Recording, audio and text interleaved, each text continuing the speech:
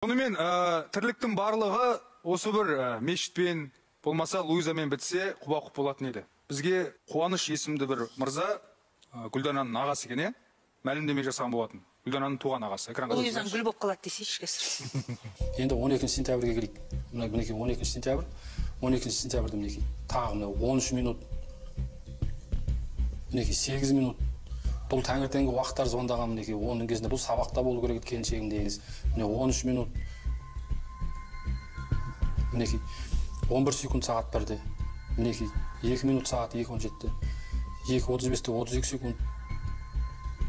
Мінекей 13 секунд сөйлескен 3:55-те 6 секунд. Мен әйелім осы кезде 1 сағатқа шығып кетіп отырмын мектептен. Соң қайда болдың, не болдың десем айтпаймын дейді. Демек, сіздің келініңіз ғой? Иә. Қуаныштың әйелі. Есімі? Назым. Назым кіммен сөйлескен? Қандай күдігі бар сонда? Қызымның күйеуімен. Санта Барбара. Астағфиралла. Негізінде жаңағы асхана бар ғой, асханада жұмыс жасаған мен жеңгем. Басында соны айтып алғызады. Күнде сөйлесіп жүрген, жұмысқа апарып келінімді. Қазір түсініксіз болып кетті. Гүлдананың күйеуі Еркебұлан, сіздің ұлыңыз Қуаныштың әйелімен сөйлескен бе? Күнде. Келініменен күйеу баласы. Қандай мақсатта 2 сөйлескен? ай бойы. Білмейміз оны. Соны сұрасақ айтпайды. Енді күмәніңіз қандай, Динара ханым, соны айтыңызшы. Бір айтқаны жаңағы мына медреседе не болған? 7 жасар ұлдар ма? 2 класс деді ма? Ұлдар бірін-бірі зорлаған. Медреседе 2 ұл. Оны 3-ші ұл камераға түсіп тұрған. Камераға түсірген несін екі ұлдың әке-шешесіне жіберген. Кім жіберген? 3-ші бала ма? 3-ші бала өзінің әке-шешесіне жіберген. Өзінің әке-шешесіне жіберген. Содан не сөйлестіңдер десек, соны айтты. Соны сөйлестік, сосын 7 сентябрь күні болып отыр. Ол балалармен жеңгеңіз не қатысы бар о жерде? Жеңгемді негізінде бұлар ең баста асханаға алады. Назым қазір каникулда ғой. Жұмыс істегісі келмей ма, мамаңнан сұрап көрші дейді маған. Сосын мамам айтам, сол қазір бос қой Назым. Асханаға шықса бола ма десем, иә болады деп шығаратын асханаға. Кухнясында жұмыс жасайды.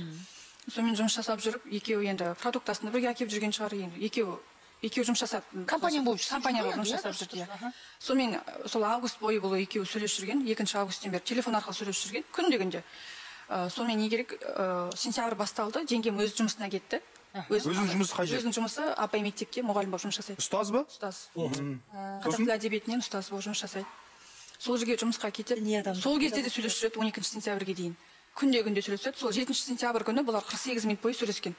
Соны айтсақ, не сөйлестіңдер десек, жаңағы медресенің зорланған 2 баласы туралы сөйлестік дейді. Келін мен күйеу бала 48 минут бойы не сөйлесуі мүмкін? Адал әңгіме шығар мұғалім болғаннан кейін мынандай жағдай болды, не болады деп ол жаңа әкімшілік сияқты ұйымдастырушы бір қызметте жүрген сияқты ғой мынаның күйеуі. Айтыстарына қарағанда хотя бы аналар жасырған. Оны сұрасақ айтады. Біз дейді медресеге методист болып, психолог методист қылып жұмысқа алғанбыз дейді. Жеңгеңді дейді. Маған айтады. Күйеуім айтады. Мен оны білмеймін. Менің хабарым жоқ. Не күйеуің хабар жоқ, не енесінің хабар жоқ. Ешкімнің хабар жоқ. Тек екеуі ғана білген болып тұр. Жұмысқа өзің апардың кім біледі? Жұмысқа алған екен. Гүлдана, енді сізге нақты сұрақ қойыншы. Сіз Луизадан күдіктенесіз бе, әлде жеңгеңізден күдіктенесіз? Жоқ, мен жеңгемнен ешқандай күдік жоқ негізінде. Ол енді сөйлескен болып тұр ғой екеуі. Ал ағаңыз күдіктене ме? Әйелінен? Мен білмеймін, ағам үшін мен жауап бере алмаймын. Ағам несін білмеймін оны. Енді осы жағдайда не болып жатыр енді отбасында? Міне, орын сұрақ қойдыңыз, осы жағдайдан кейін отбасында не болды? Экранға назар аударыңыздар. Не болғанын көресіздер. Бұл ұстаз қазақ тілі пәнінің мұғалімі Назым. Жағдайы осындай. Астағфиралла. Бөгала қойдай. сонда? Қазір нақтылаймыз, қазір бәрін сұраймыз. Міне. Сау жері жоқ. Ой, Алла сақтасын. Динара ханым, бұл кімнің ісі? Күйеуінікі? Бағаңыздың. Қазір енді өзінен сұрайықшы. Динара ханым, бұл кімнің ісі? Енді ана ретінде сізге қиын шығар. Сіздің ағаңыздың ісі ме? Солай болып тұр ғой. Оны біз бірақ арасында жоқпыз, мүлдем жоқ. Нақты сұрақ қойып тұр ғой, ағаңыз ба, жоқ па деп. Басқа біреу ұрған ба, ағаңыз ұрған ба? Нақ точнасы. Әлде көшеде сабап кетті ме? Жақсы. Айтыңызшы. Ағасы ол. Сонда пышақтаған ба аяғын? Жоқ. Сылып тастаған. Білмейміз не болған.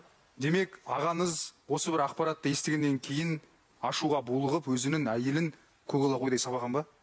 Назымның денсаулығы қандай? Қызғаныштың артық қылмыс па?